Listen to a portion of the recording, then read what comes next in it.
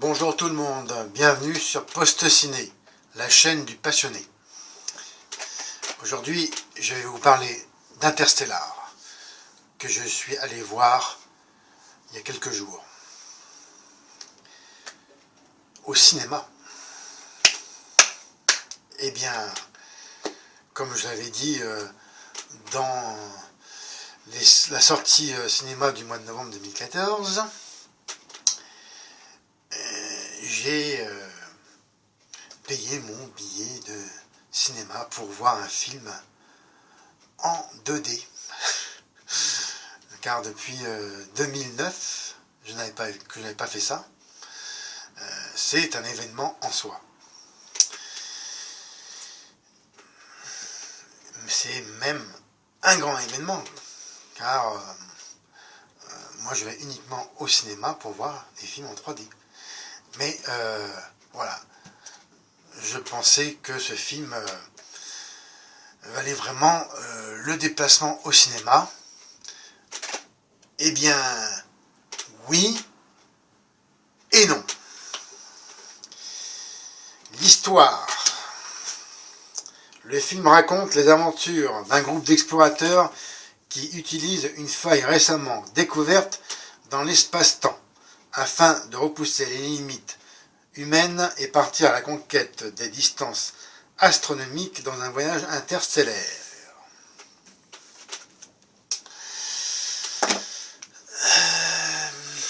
Il y a beaucoup de choses à dire sur ce film. Je vais essayer d'être le plus clair possible, même si des fois mes idées partent dans tous les sens. Je vais tenter de les mettre à plat. L'idée principale du film est très intéressante. Cependant,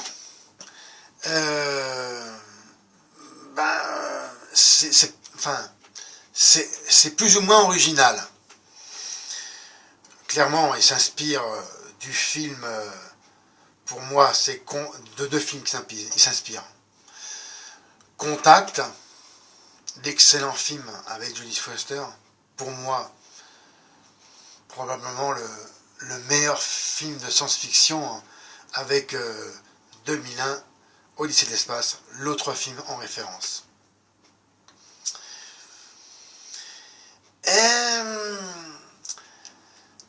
Ce qui m'a plu dans ce film, c'est la photographie en général, qui est pour moi bonne, le jeu des acteurs qui l'est un peu moins bien. Celui qui survole le tout, c'est l'acteur principal, Matthew McConaughey, que j'essaye de ne pas faire de faute avec son nom.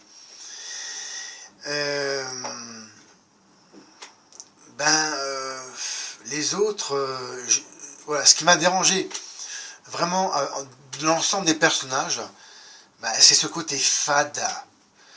En fait, j'ai eu l'impression de survoler les personnages, de ne jamais en fait m'attacher tout simplement.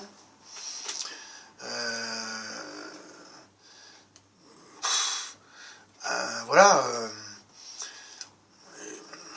il y a vraiment quelque chose chez Nolan,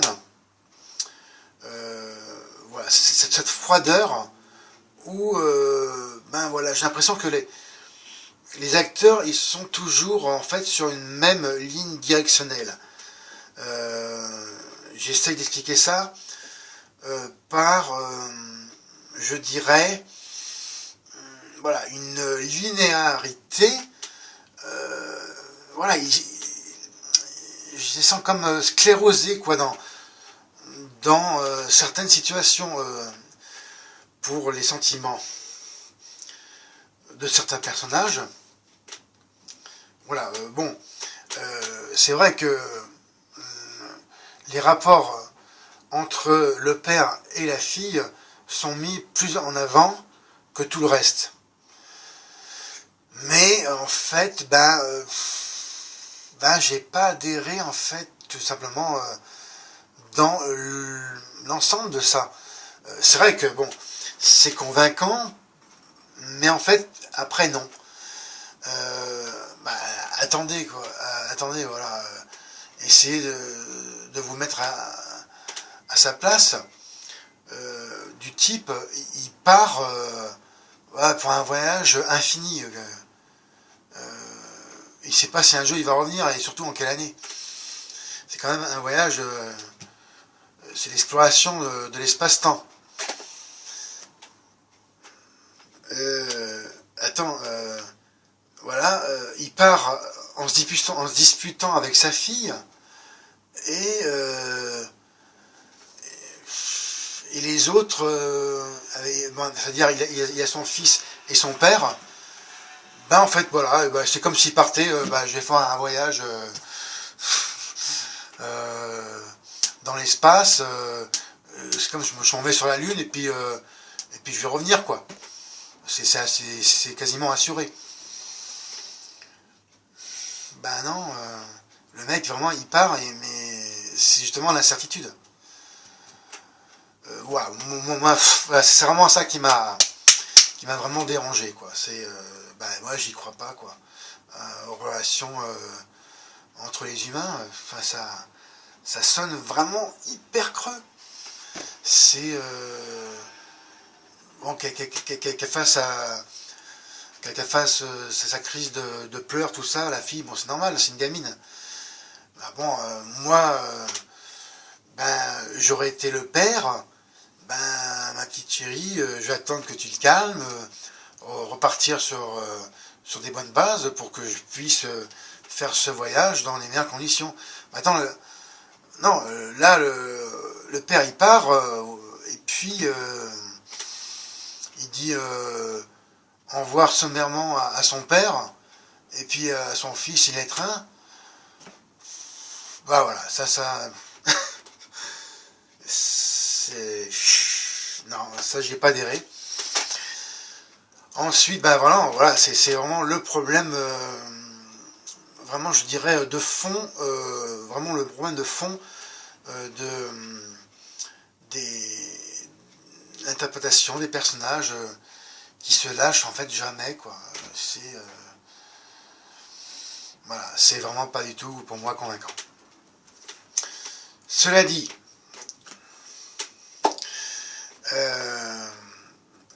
il y a des bons moments dans le film. Si vous voulez pas en savoir plus, je vais développer les sujets suivants, qui sont assez nombreux. Allez voir ce film, ça vaut vraiment le coup au cinéma. Si vous avez un IMAX, alors là c'est encore mieux. Près de chez vous, allez-y. Pour moi, c'est une bonne expérience cinématographique. Enfin, je ne regrette pas d'être allé voir ce film, qui est vraiment, ça valait le coup d'aller dans une salle de cinéma pour voir, parce que il y a la dimension de la salle, voilà, c'est quelque chose de quand même de différent par rapport à chez soi.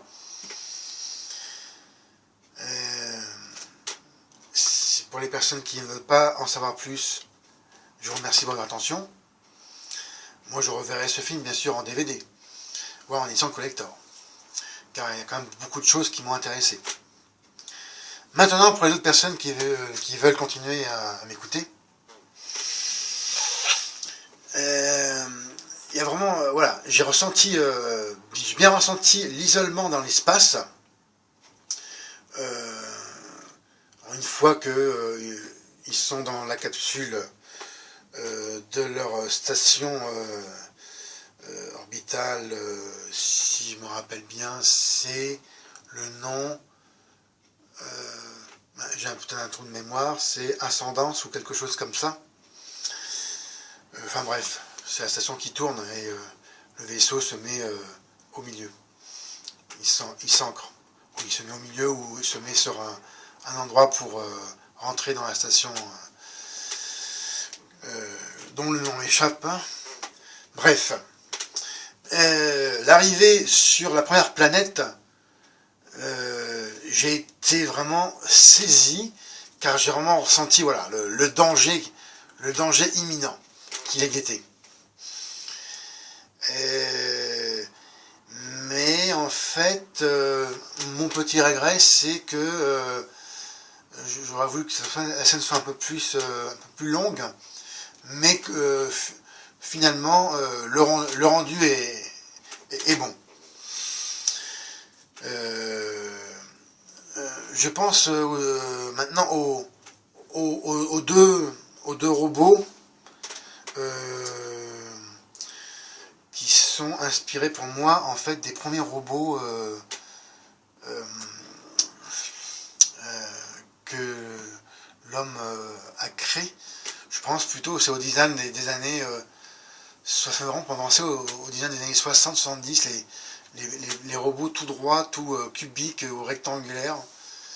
Bon, c'est pas vraiment terrible du tout. J'ai trouvé ça kitsch même. Ça aurait gagné vraiment dans une meilleure conception des objets. L'arrivée sur la deuxième planète et la découverte de l'acteur mystère. C'est pour ça, vous voyez le film, car c'est un mystère, moi.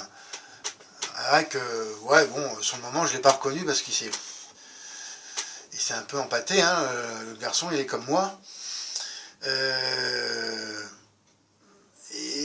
Voilà, oui, c'est bien d'y avoir pensé à lui, comme c'est un acteur hollywoodien, oui, le casting, le choix était bon.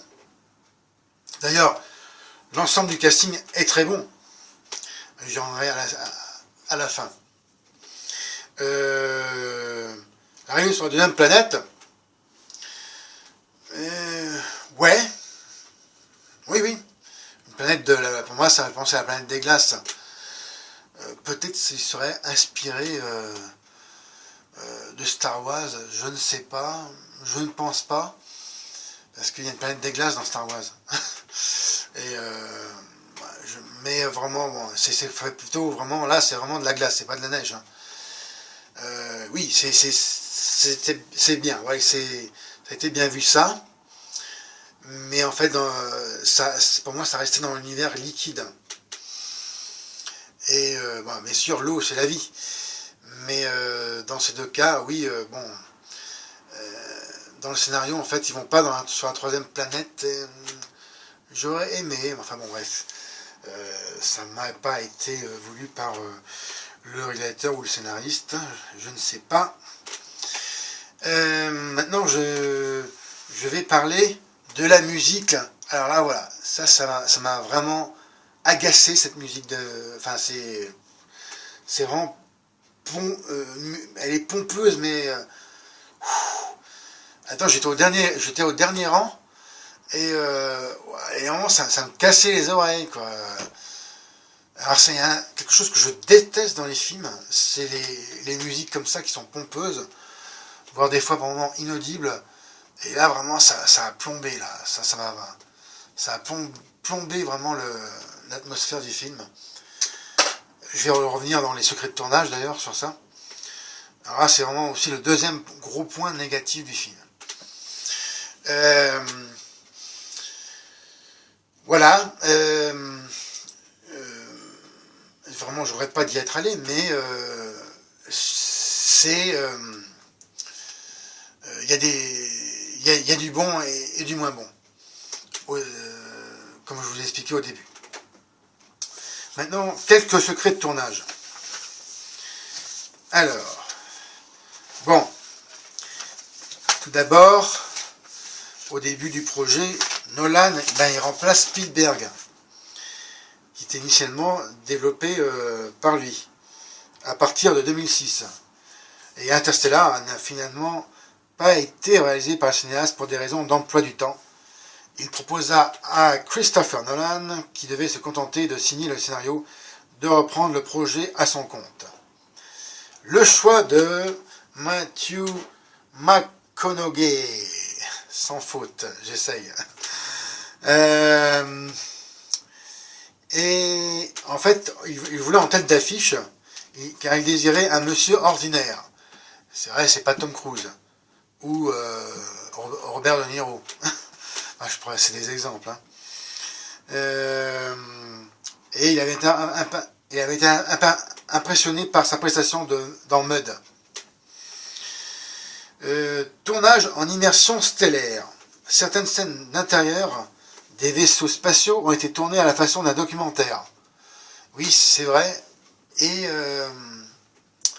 ça fait penser à un détail. On les voit regarder par le hublot de la navette. On voit en fait la Terre qui s'éloigne. Au début, elle est dessous. Et après, la Terre s'éloigne. Et ça m'a fait penser en fait à un vieux cliché de la NASA. Je ne sais pas si c'est ça. J'ai trouvé ça assez cheap quoi, comme effet. Bref, cela dit, les fenêtres des décors donnaient sur des écrans diffusant ce que les personnages étaient censés y voir, renforçant le réalisme et aidant les comédiens à s'immerger dans leur rôle. Oui, c'est un fait. Alors, comme je le parlais tout à l'heure, la musique, mon Dieu, c'est vraiment la misère. Bien qu'ayant collaboré avec Christopher Nolan sur Batman Begins, le prestige de Dark Knight, Inception et Dark Knight Rises, Hans Zimmer, le compositeur, n'a pas été autorisé par le réalisateur à avoir accès au scénario d'Interstellar. Alors ça, c'est la grosse erreur pour moi. Vraiment, c'est la plus grosse erreur qu'il ait fait Nolan. Et il a dû composer sa musique, voilà, à l'aveugle, sans savoir de quoi parle le film. Alors comment voulez-vous y arriver? C'est n'importe quoi, c'est impossible. Hein. Attends, c'est comme voilà, il y a un compositeur, il doit faire un film la musique sur un film de guerre. Qu'est-ce qui va mettre? Et je sais pas, pour moi c'est inconcevable.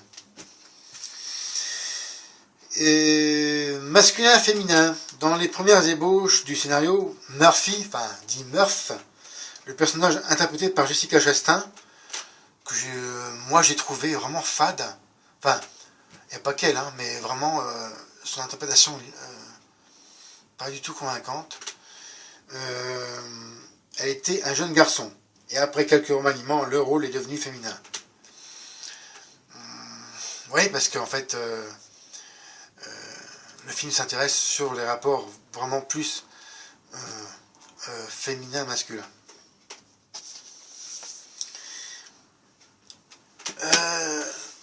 Il y a une scène vraiment qui m'a vraiment fait extrêmement agacé. Voilà, sans en dire plus, c'est Michael Caine qui, bon, bien sûr, il est mourant sur un lit d'hôpital, mais en fait, il parle comme ça, quoi. Il dit, pas vrai, je voulais pas. Putain, mais j'entends que j'ai rien compris. Pas. Alors ça m'a vraiment extrêmement agacé, putain. Bon. Ça, encore un autre point négatif.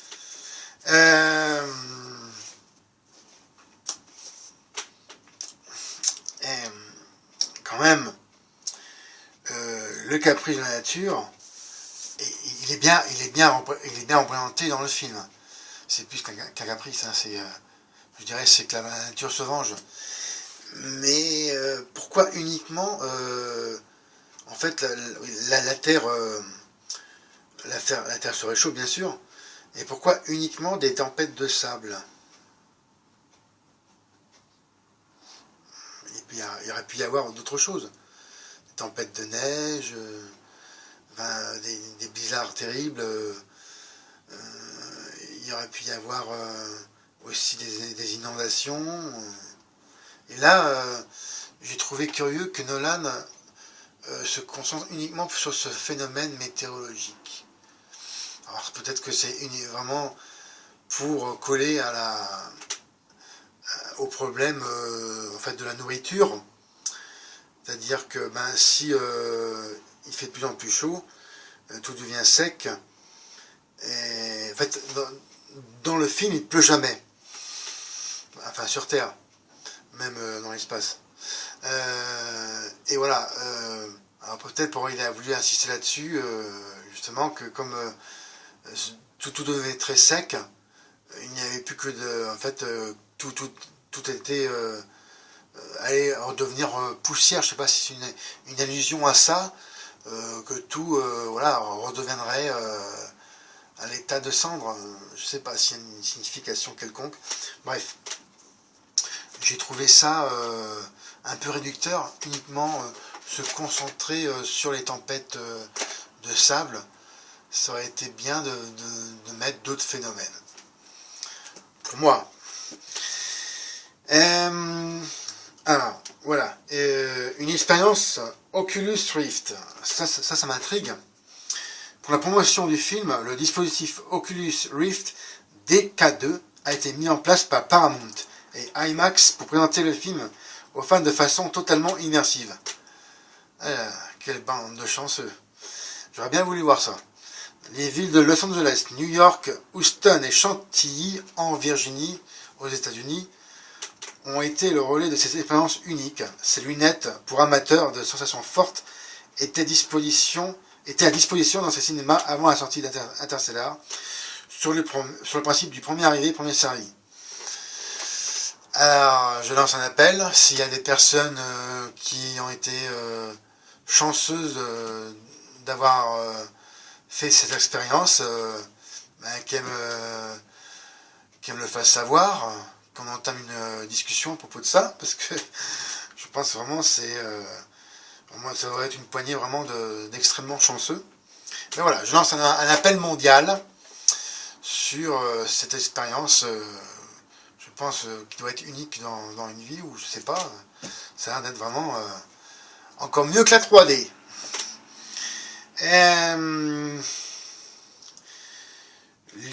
Le tournage, une partie du tournage a été fait en Islande, et pour l'équipe du réalisateur, le climat difficile du pays n'a pas arrangé les choses, car ils ont essuyé une grosse tempête.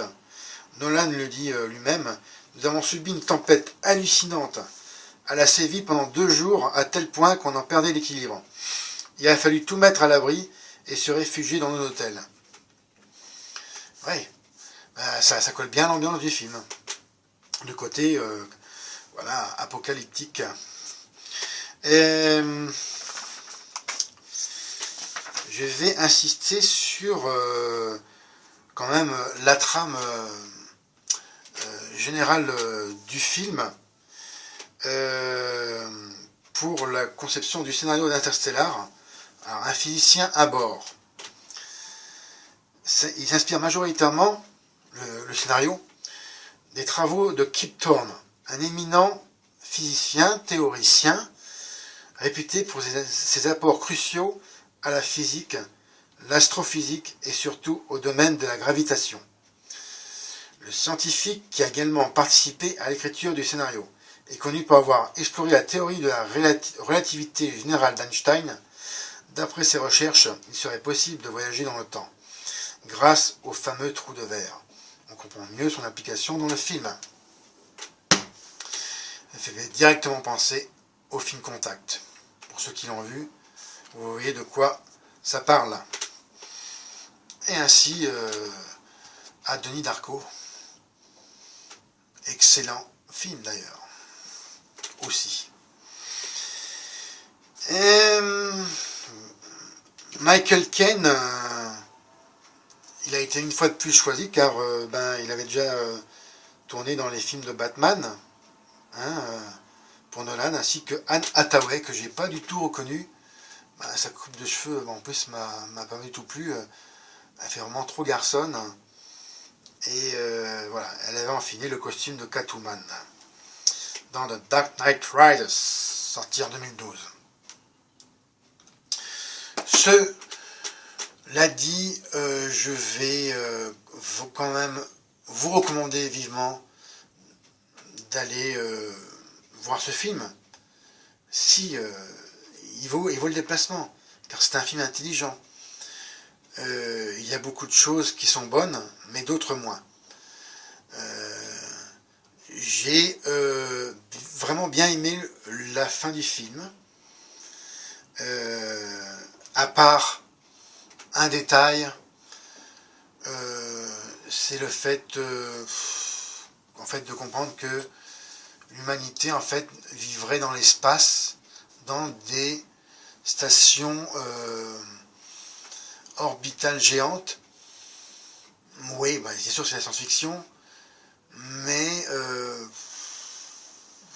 ouais, j'ai pas vraiment adhéré à ça. Mais oui, c'est une possibilité.